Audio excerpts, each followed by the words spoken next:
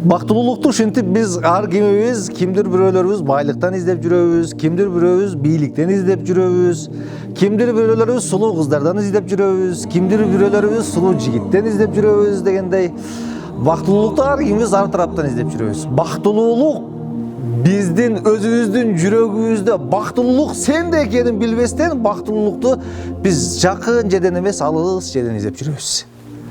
Бактылуулук бул бактылуулукту кура турган адам сен менен мен. Бакытты алып келе турган адам экөөбүз. Өзүбүзгө өзүбүздү бакытты алып келебиз. Бактылуулукту сен өзүңдөн издешиң керек. Бактылуулук сенин жүрөгүңдө кыймааның. Бактылуулук сенин ширин, таттуу сөздөрүң. Бактылуулук сенин жылмайган сулуу жүзүң. Бактылуулук сенин кулк мүнөзүң.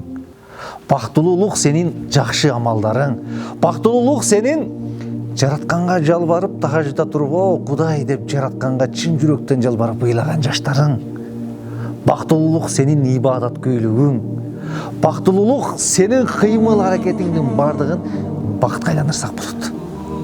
Бактылуулукту биз алыстан издебей, балким жакындан өзүбүздөн издешибиз керек. Өзгөчө бул маселеде чөйрөнүн бактылуулукка кадам ташташ үчүн чөйрөнүн аябай чоң таасири бар. Чөйрө жаныңдагы жоро жолдошторуң сени бактылуулукка же бактысыздыкка түртөт. Ошон үчүн ар дайым биз оптимисттер менен дос болушубуз керек. Жакшылыкка үндөгөндөр менен, жакшылыкка чакыргандар менен, жакшылыкты үмүт кылгандар менен дос болушубуз керек. Биз пессимисттерден жабою качышыбыз керек. Кээ бир адамдар бар. Ал адамдар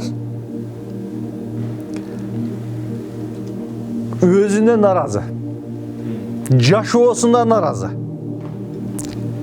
бирөөгө наразы, мугалимине наразы, коллегиясына наразы, досуна наразы.